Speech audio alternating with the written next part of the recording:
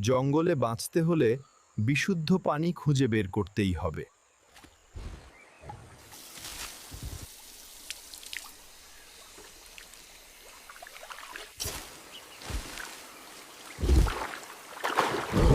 এই জঙ্গলটা বেশ ঘন। এখানে একটা ছোট ঘর বানিয়ে নেওয়া যাক। বৃষ্টির এবং বন্যপ্রাণীর আক্রমণ ঠেকাতে আশ্রয় তৈরি করছি।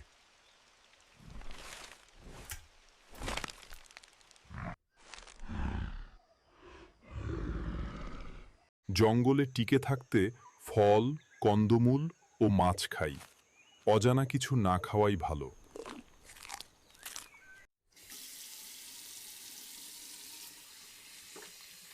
রাতে নিরাপদ থাকতে ও রান্নার জন্য আগুন জ্বালায়।